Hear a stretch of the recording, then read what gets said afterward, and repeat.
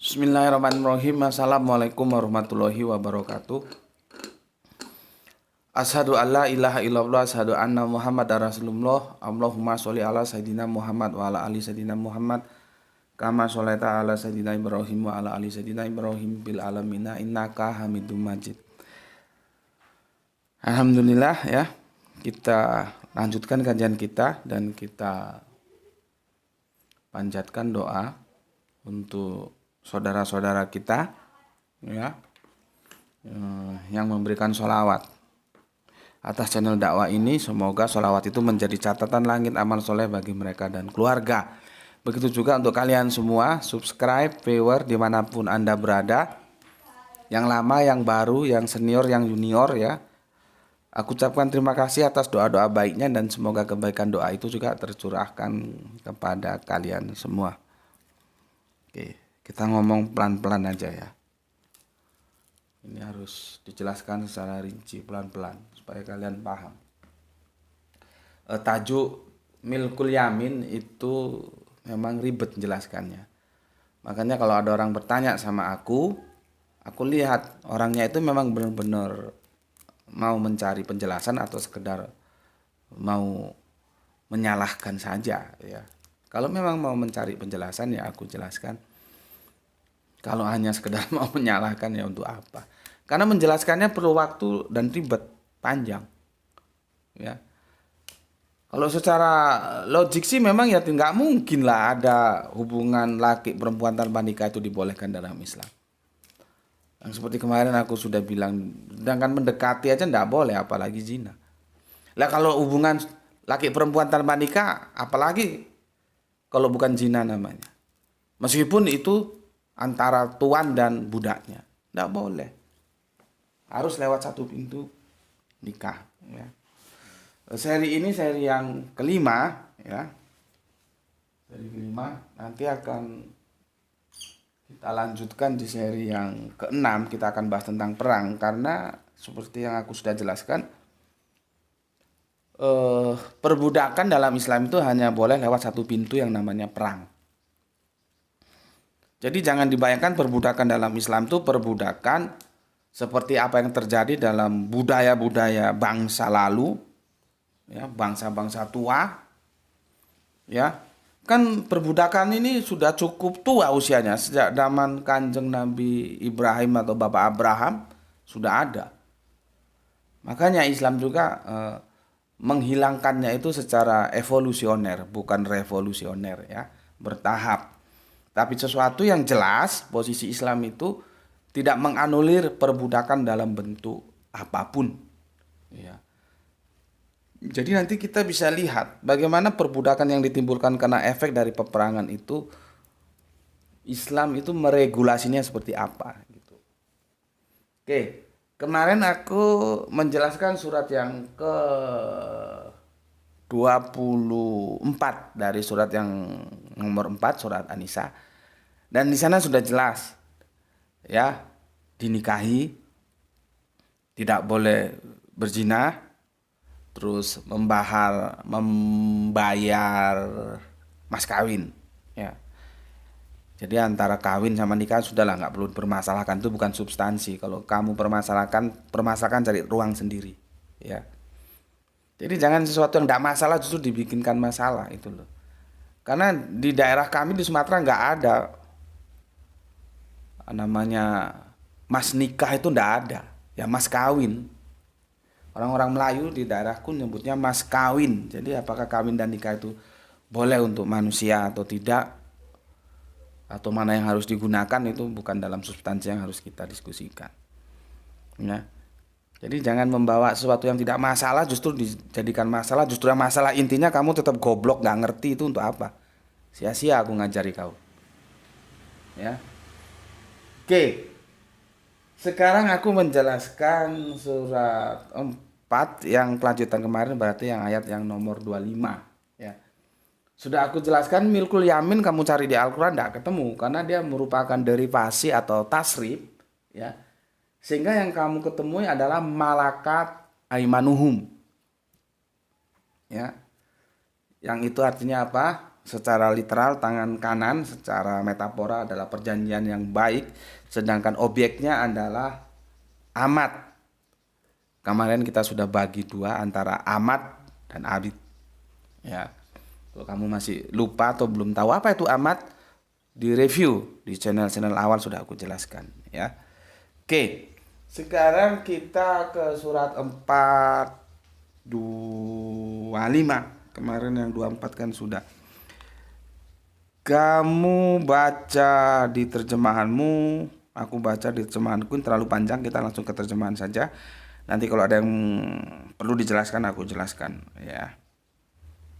Terjemahan umumnya seperti ini. Dan barang siapa di antara kamu tidak mempunyai biaya untuk menikahi perempuan merdeka yang beriman, maka dihalalkan menikahi perempuan yang beriman dari hamba sahaya yang kau miliki. Nah, masalahnya itu dari hamba sahaya yang kau miliki, dari budak yang kau miliki. Ya. Tapi walaupun begitu kamu lihat atasnya, ya itu ada diksi apa? Pangkihu. Dan barang siapa di antara kamu tidak mempunyai biaya untuk menikahi, jadi dinikah. Ya. Kan sudah jelas. Dinikah. Seperti surat 25 surat 4 nomor 24 kemarin, dinikah. Ya. Ya aku ulangi. Dan barang siapa di antara kamu tidak mempunyai biaya untuk menikahi perempuan yang beriman, maka dihalalkan menikahi perempuan yang beriman dari hamba sahaya yang kamu miliki. Ingat, hamba sahayanya yang beriman. Kalau tidak beriman tidak boleh, karena dalam Islam tidak ada kawin campur. Untuk penjelasannya lihat video yang kemarin, aku sudah jelaskan bahwa kawin campur itu tidak boleh dalam Islam, karena kawin campur itu bukan tahu campur. Ya. Dalam Islam itu kaplingnya jelas, iman kafir. Laki-laki beriman untuk perempuan beriman, perempuan beriman untuk laki-laki beriman. Nggak boleh perempuan beriman untuk laki-laki kafir. Nggak boleh juga laki-laki kafir untuk perempuan beriman. Apapun alasannya nggak oleh. Ya, cari yang beriman tuh masih banyak kok, kamu cari yang kafir kalau nggak geblak. Ya, nggak boleh. Oke. Jadi boleh menikahi hamba saya. Yang jadi masalah di sini terjemahannya hamba saya yang kau miliki. Tapi meskipun begitu masih tertolong, di atasnya ada diksi menikahi. Jadi harus menikah. Jadi gini loh, kalau kamu nggak punya biaya menikahi wanita merdeka, ya kamu menikahi wanita atau hamba saya yang kamu miliki tapi yang beriman. Jadi tetap aja nikah kan? Gitu loh. Oke. Allah mengetahui keimananmu.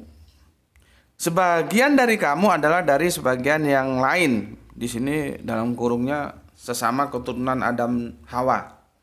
Iyalah, masa kita keturunan monyet ya. Tapi meskipun demikian kita nggak boleh menyalahkan Darwin, karena dalam tataran akademis Darwin itu mengatakan itu teori, bukan hukum Darwin. Teori itu masih berjalan prosesnya. Ya.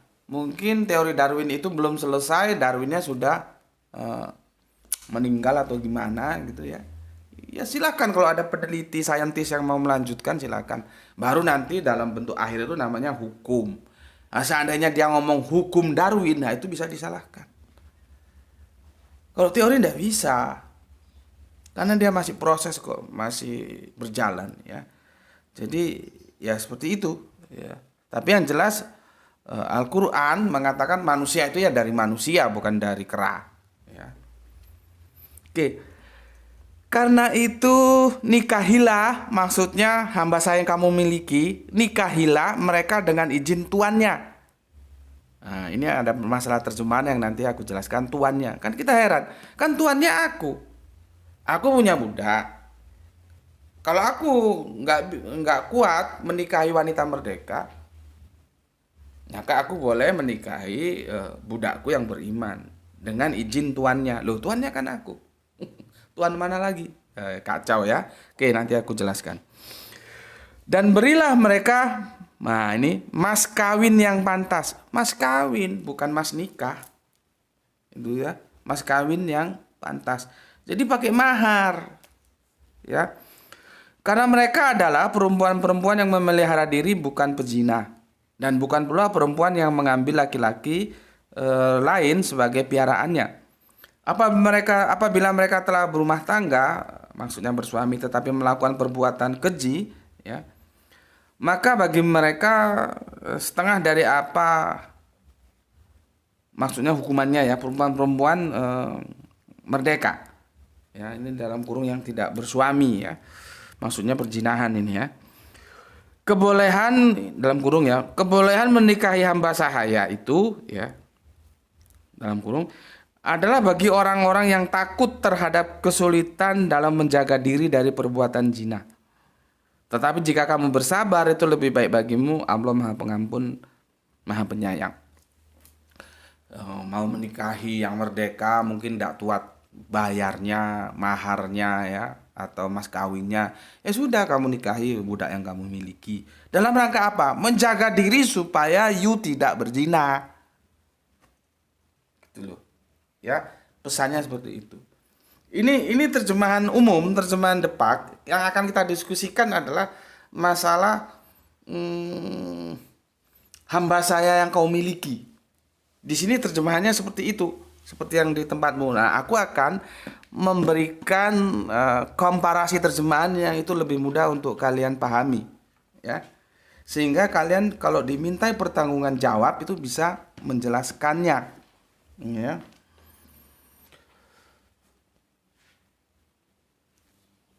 Begini, ya. Lihat. Dan barang siapa ya, dan barang siapa ini yang sudah aku dekonstruksi ya. Kamu lebih mudah pakai terjemahan ini.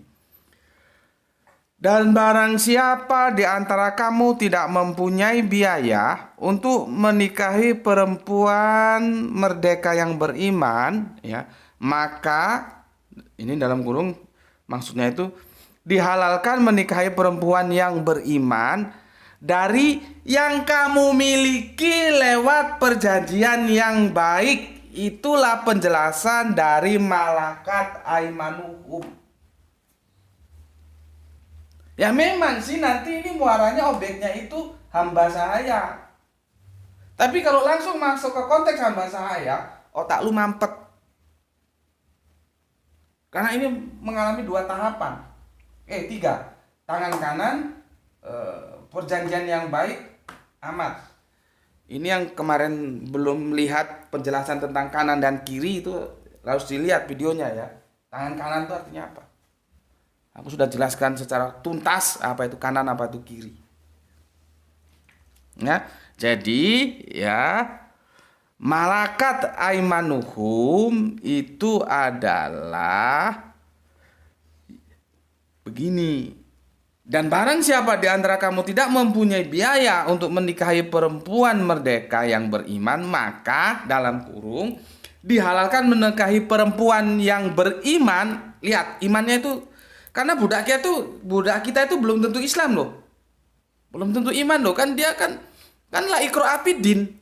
Kita tidak boleh paksa-paksa. Maka dia harus diajari dulu sesuai hadis yang kemarin. Tuhan itu mengajari budaknya itu tentang Islam. Itu ya. Jadi meskipun budak tapi ada catatan lain yang beriman. Jadi tidak boleh kawin campur. Dari yang kamu miliki lewat perjanjian yang ma'ruf, yang baik. Siapa itu? Amat. Itu loh. Kalau di sini di terjemahan lama yang biasa kamu anu itu kan begini. Dari hamba sahaya yang kamu miliki. Malakatnya diterjemahkan yang kamu miliki, tapi aimanuhumnya dia langsung masuk ke hamba sahaya. Kalau kamu paham behind screen tidak masalah. Kalau kamu tidak paham yo babak belur kamu untuk menjelaskan. Makanya aku kembalikan ke sini ya, adalah dari yang kamu miliki lewat perjanjian yang baik. Jadi ini adalah dari yang kamu miliki malakat aimanuhum lewat perjanjian yang baik. Tuh. Jadi Itulah yang disebut dengan amat itu. Oke, jelas di sini ya. Oke. Allah mengetahui keimananmu sebagian dari kamu adalah dari sebagian yang lain ya. Sama-sama keturunan Adam dan Hawa. Karena itu, nah lihat ini perintahnya kan, nikahilah. Jadi dinikahi ya. Nikahilah mereka dengan izin ahlinya. Lihat itu arobiyunnya, ahlinya. Arobiyunnya kamu kembalikan, ahlinya. Kamu cek ya. Di sini tuh diterjemahkan tuannya. Orang bingung tuan yang mana? Kan aku tuan ini. Aku kembalikan lagi, dekonstruksi lagi. Aku mau menikahi wanita merdeka, gak punya duit, maharnya kurang, maka sama Allah dikasih alternatif. Ya sudah kamu nikahi budak wanitamu. Ya, yang di sini adalah yang kamu miliki lewat perjanjian yang baik itu maksudnya budak wanita itu. Ya, sudah kamu nikahi, ya. Tapi harus izin ahlinya. Di sini diterjemahkan tuannya, loh kan bingung orang. Tuan terus dia punya tuan lagi. Nah, nanti masalah tuan ini aku jelaskan ketika berbicara tentang perang. Ya, tentang perang. Nanti aku jelaskan, aku pending dulu ya. Yang jelas sementara kalau aku menerjemahkan supaya nggak bingung ahlinya gitu. Artinya yang menguasai dia gitu ya. Kalau double tuan nanti bingung kalian. Dan berilah mereka yang kamu nikah itu mas kawin ya, yang pantas karena mereka adalah perempuan-perempuan yang memelihara diri, bukan pezina dan bukan pula perempuan yang mengambil laki-laki sebagai piaraannya. Jadi perempuan yang menjaga kesucian dirinya lah ya, bukan perempuan jalang ya. Nggak tahu kalian ngerti nggak jalang itu bahasa sastra itu ya. Ke bawahnya nggak ada masalah ya, nggak ada masalah ya, sama itu. Jadi itu yang perlu aku jelaskan adalah malakat aimanuhum adalah yang kamu miliki lewat perjanjian yang baik ya, begitu. Itu penjelasanku masalah tuan. Nanti aku jelaskan sekalian ketika aku menjelaskan perang ya, menjelaskan perang. Karena kan kamu kalau otakmu jalan kamu mesti tanya perjanjian yang baik. Nah ini berjanji dengan siapa? Coba, mumpung aku ingat. Kalau otakmu jelas ngikuti kajianku, cangkemmu mesti takok. Ini perjanjian dengan siapa ini? Tapi kalau kamu delahom goblok kae ora pinter-pinter. Aku tuan. Mau ngambil budak, aku harus mengikat perjanjian. Itu yang disebut malakat aimanuhum, ya. Tangan kanan, perjanjian yang baik, ya. Masalahnya aku berjanji dengan siapa? Ngerti nggak kamu? Itu nanti ketika kita jelaskan tentang perang. Jadi Islam itu subhanallah, dia punya aturan main yang rapi sekali. Tapi kalau kamu nggak pernah ngaji Al-Quran, goblok mau hitung turunan ya apa kon iso jelasno? Gimana?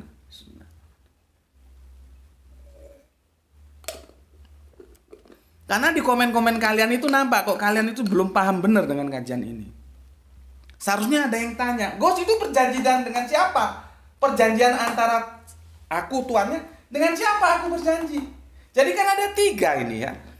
Ya, kamu lihat di sini. Ada 3. Ini sudah. Ini enggak di sini enggak? Ini enggak? Ini ada aku lah misalkan Gus Betik ya. Ini A. Aku mau ngambil amat ini. Ini amat. Ya. Ini adalah siapa ini? Ini siapa ini? Kan aku untuk ngambil ini harus mengikat perjanjian. Seharusnya kalian bertanya, loh Gus itu misalkan jenengan Gus mau ngambil budak, jenengan harus mengikat perjanjian dengan siapa? Inilah yang aku bilang ahli tadi itu. Yang diterjemahkan keliru kok diterjemahkan tuan, orang akan bingung karena ini nanti akan menjadi tuannya ini. Paham? Ya, aku lihat komen-komen kalian itu, aduh masih belum membanggakan aku, tapi alhamdulillah kalian mau belajar.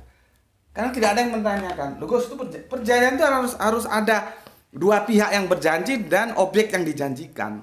Di sini kan jelas, objek yang dijanjikan amat, yang dijadikan objeknya, objek perjanjiannya amat. Si A, misalkan aku ini mau ngambil budak, itu berjanji dengan siapa? Nah ini nanti di perang nanti aku jelaskan. Ya. Jadi aduh, kamu itu kalau belajar tentang hukum-hukum Islam itu ya, itu tertata sekali.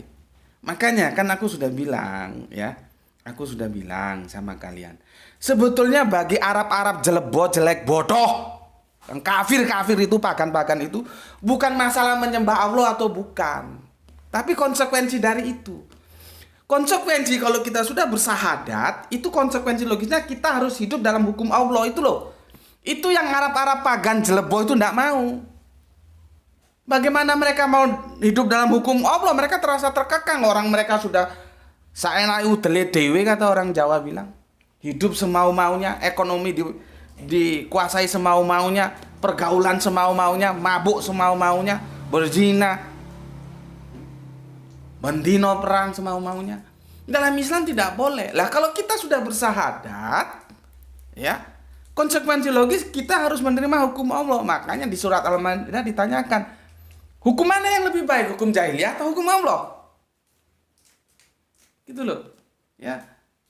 Sekarang dalam masalah budak aja sudah diatur, karena pada prinsip dasarnya Islam menolak perbudakan dalam bentuk apapun.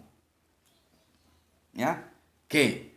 Sekarang aku menukik ke ayat yang sering dinukil oleh teman-teman Kristen, ya, dan teman-teman Islam bungkam 1000 bahasa nggak mampu menjelaskannya.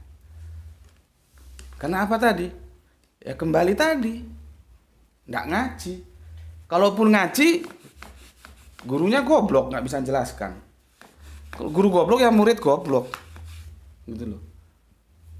Aku ngomong belak-belakan ya. Kamu mau ngaji di sini ngaji, enggak ya silakan tinggalkan pergi, enggak ada masalah. Jadi kalau yang model-model baperan, gampang tersinggung, jangan ngaji di sini. Kamu cari guru lain sana, ya. Karena aku ngomong goblok itu bukan untuk menyerang secara pribadi, enggak. Itu men-trigger supaya kamu pinter, kamu belajar. Kamu ojo goblok, kamu belajar. Supaya enggak goblok, kamu belajar. Kamu tahu bagaimana aturan-aturan dalam Islam tentang hukum-hukum itu jelas, clear. Ya. Oke, sekarang kita bahas menjadi ayat utama yang sering dipertanyakan oleh teman-teman Kristen kita. Ya, ini aku hapus. Ini sudah jelas lah ini ya. Ini aku hapus.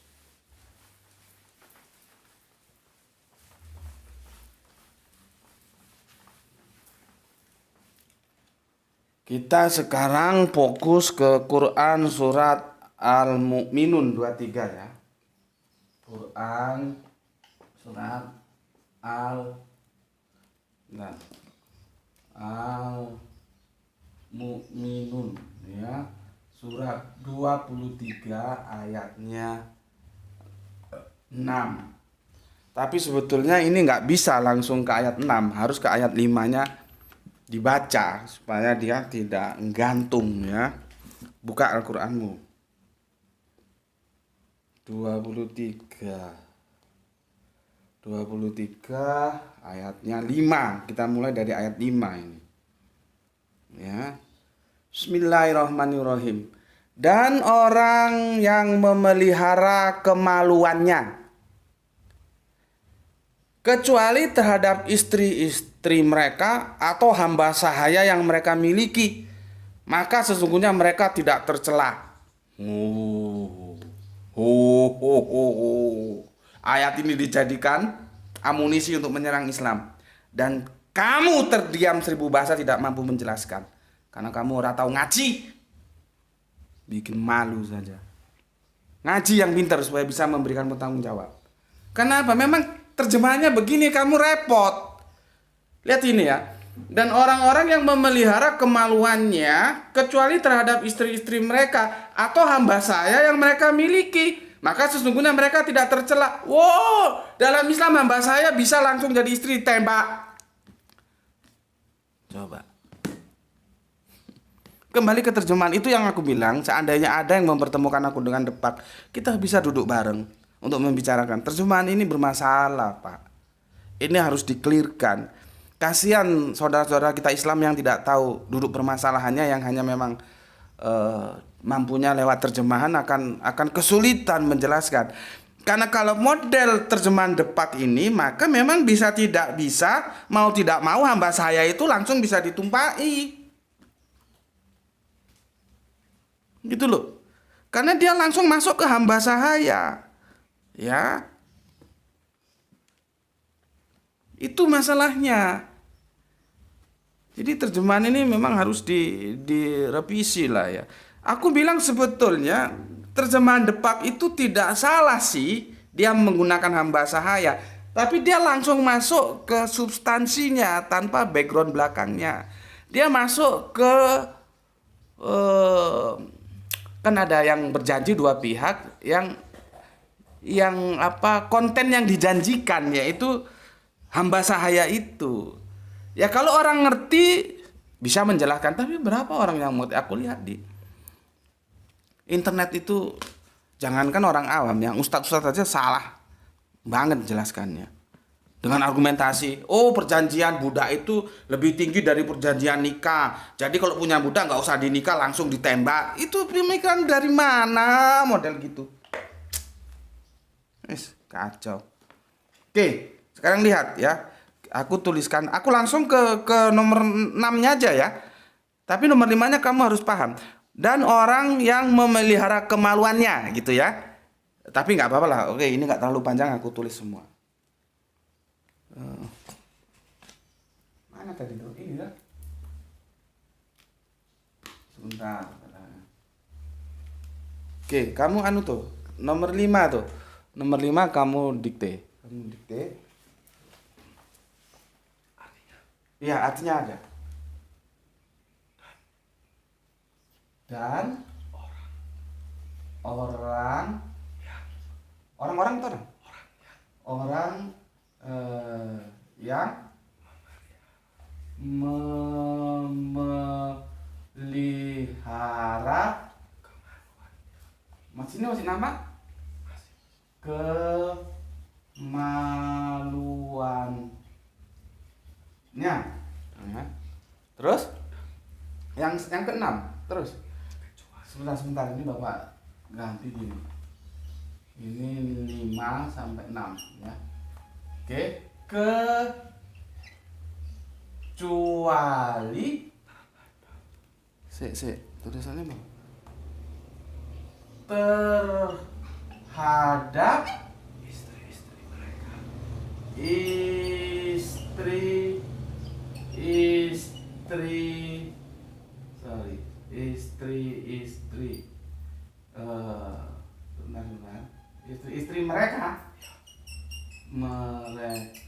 terus atau hamba sahaya, bentar deh, hamba saya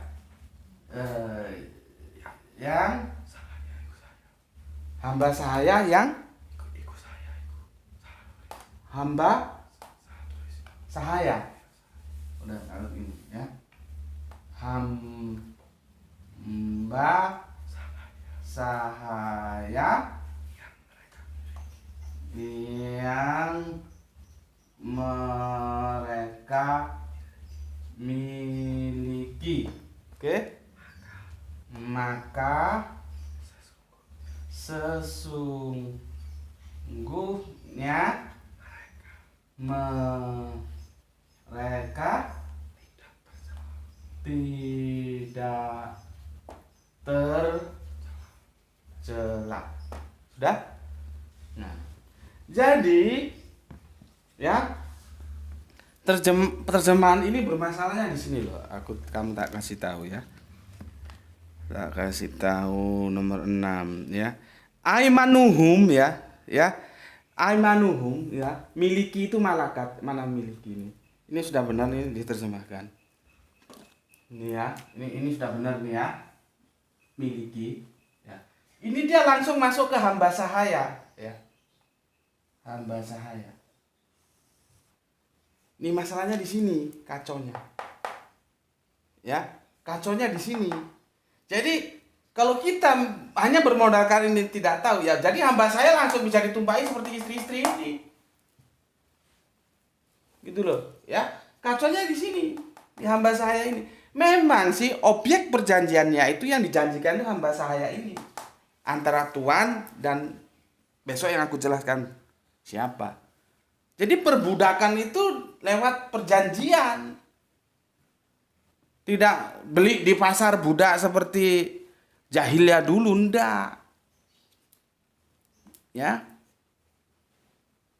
Paham ya? Nah, sekarang aku mau dekonstruksi supaya kalian lebih paham. Dan sekali lagi aku katakan, sebetulnya depak itu tidak salah-salah amat. Tapi ketika depak langsung masuk ke hamba saya, kamu tidak ngerti backgroundnya, itu yang jadi masalah dan kamu tidak bisa menjelaskan.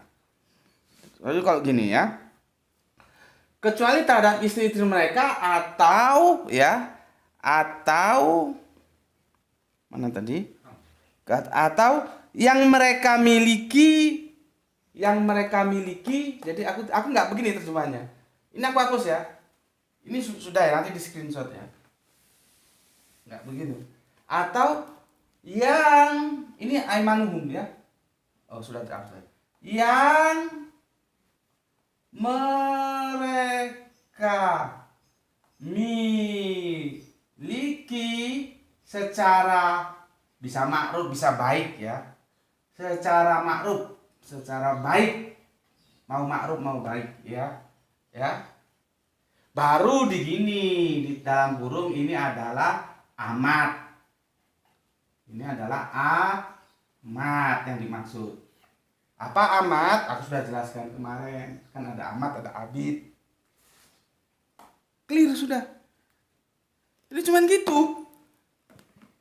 Karena terjemahan yang tidak begitu jelas saja itu bisa jadi masalah. Coba begini.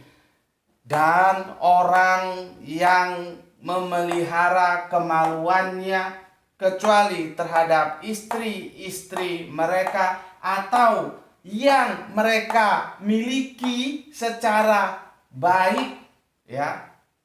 Dalam kurung apa? Amat.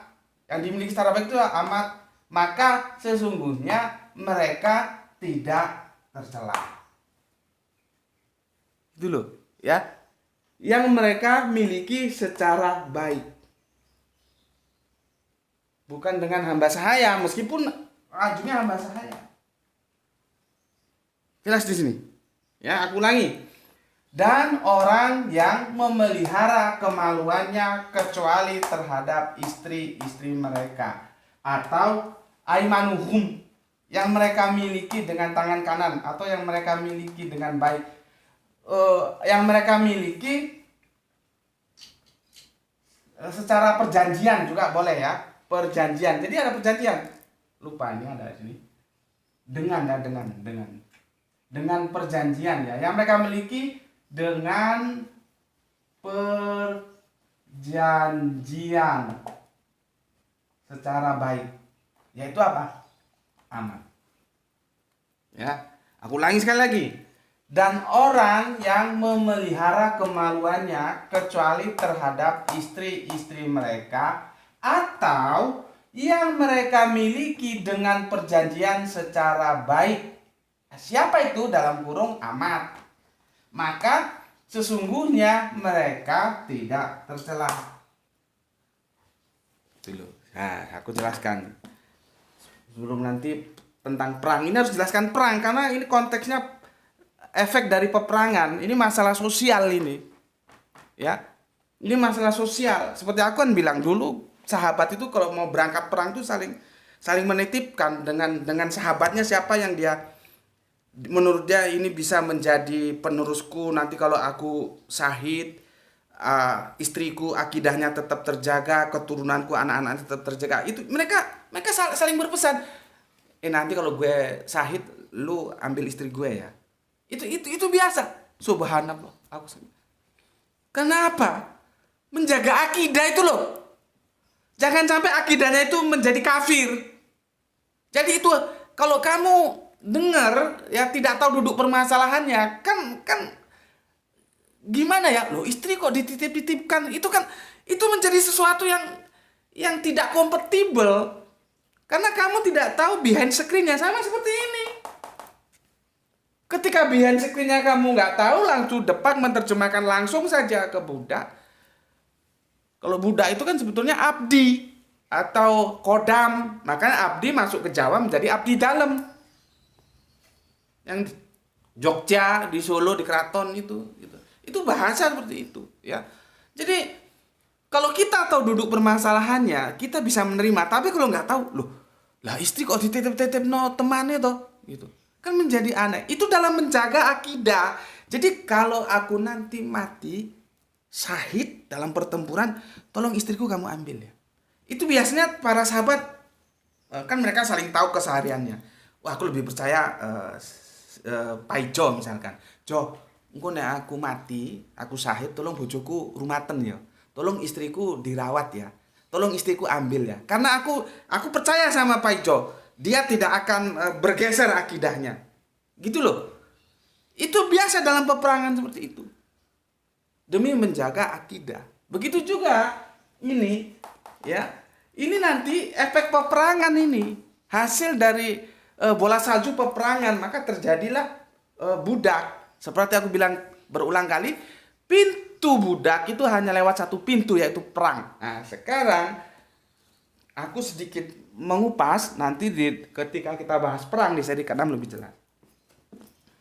Ya, kalau yang masalah mahar itu nanti di surat Muntaha. Jadi kalau mahar itu sebetulnya kalau kita memang benar-benar ndak kuat, kita bisa lapor ke negara, ke daulah, ya, ke pemerintah. Nanti pemerintah ngambilkan dari Baitul Mal. Coba, bangga hebat Islam. Aku aja sampai lagi terpesona. Kamu disuruh rabi, bayar maharmu, nggak kuat, jaluk untuk Baitul Mal. Negara mengurusi rakyatnya sampai pernikahan tuh diurus sama negara. Karena ada konsep Baitul Mal. Di sana ada zakat, infak, sodako. Jadi nanti mal itu misalkan dibeda-bedain. Makanya aku kemarin memprotes ketika sodako itu diterjemahkan zakat. Itu bermasalah. Karena sodako punya aturan main tersendiri, zakat punya aturan main tersendiri. Nanti itu pos-posnya itu sendiri-sendiri. Lah mu'alaf itu bukan menerima zakat, tapi menerima sodako. Gitu loh. Itu kan terjemahnya salah yang aku bilang kemarin ya. Jadi Islam tuh begitu. Sampai mau nikah aja nggak kuat dibayarin maharnya lewat Baitul Mal. Ya. Jadi ini aku kasih gambaran gini aja lah ya, supaya kalian nggak terlalu penasaran, sehingga juga kalian punya bekal nanti untuk seri yang ke-6. Ya, kita bicara tentang perang ya. Jadi begini, aku nih ya mau ngambil budak. Aku datang ke pemerintahan. Gitu loh. Aku datang ngapain? Mengikat perjanjian. Itu yang dimaksud apa tadi? Yang mereka miliki dengan perjanjian secara baik. Karena budak-budak ini adalah efek dari perang. Nanti aku jelaskan. Logos kan la ikraha fiddin. Gampang, nanti aku jelaskan. Kan tidak ada pemaksaan dalam agama, dalam akidah, dalam Islam. Orang nggak bisa dipaksa-paksa masuk Islam. Gampang, nanti aku jelaskan. Yang penting sabar, bertahap. Ya.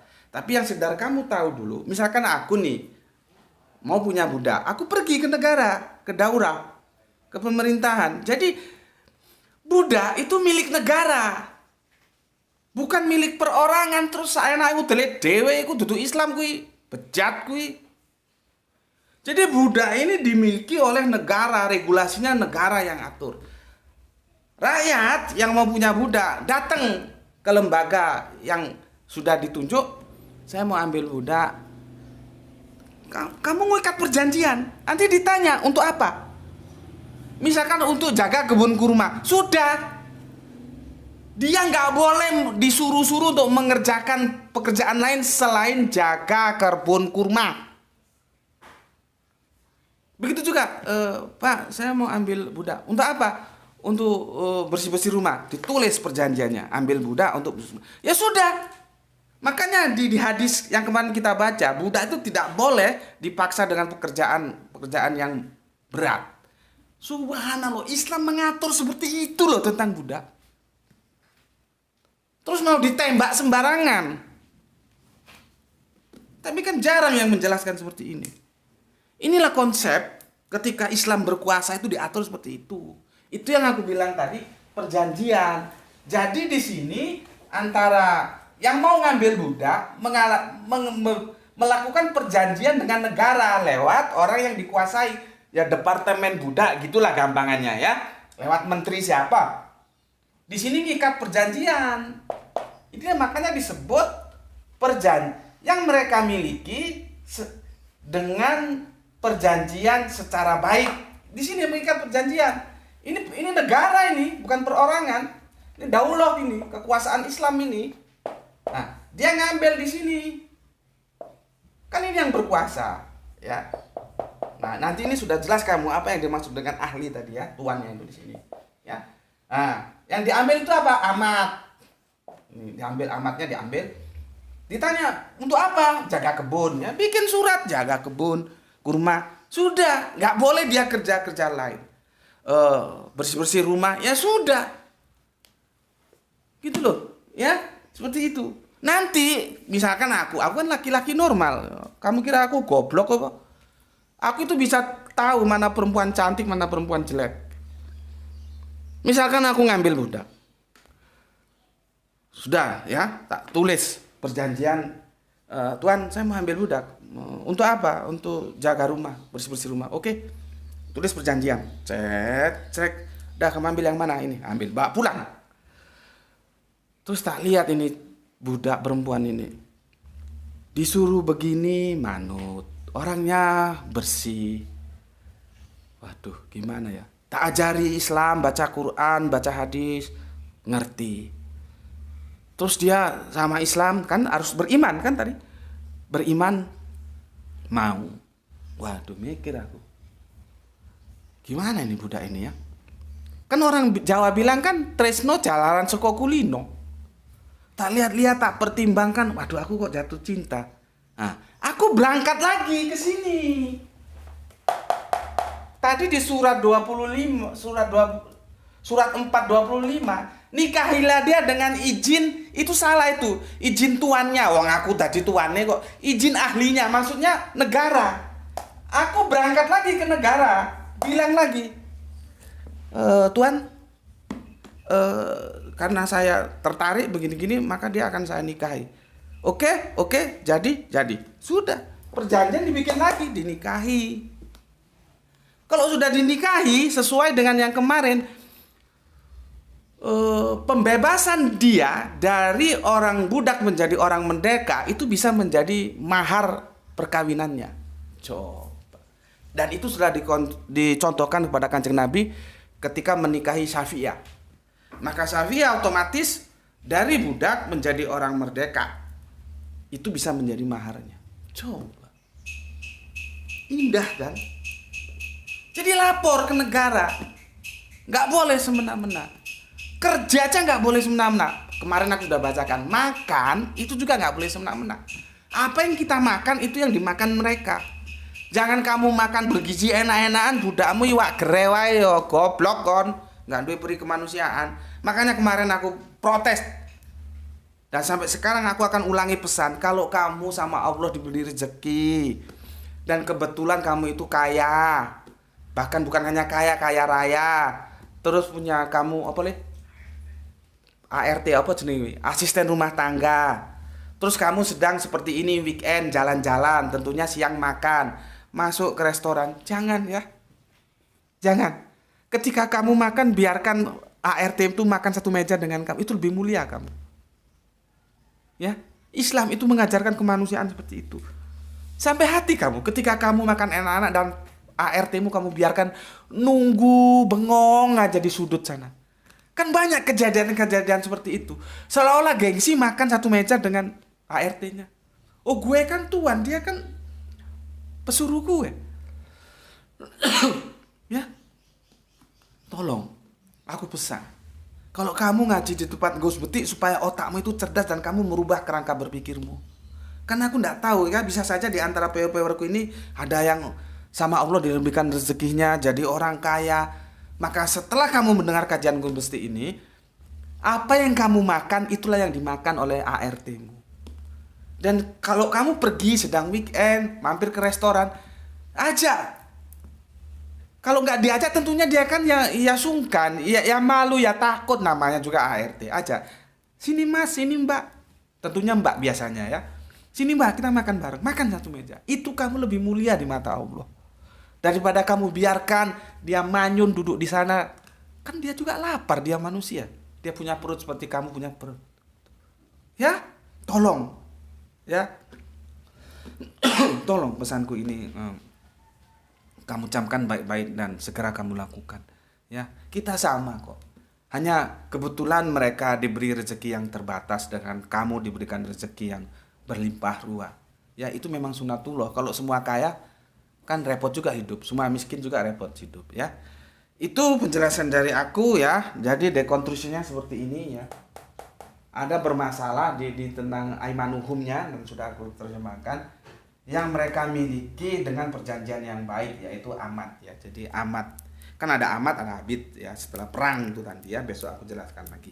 Oke, itu dari aku dan semoga kajian ini bisa memberikan paradigma baru kalian terhadap Islam, bagaimana Islam itu benar-benar mulia aturannya. Bismillahirrahmanirrahim. Alhamdulillahirabbil alamin.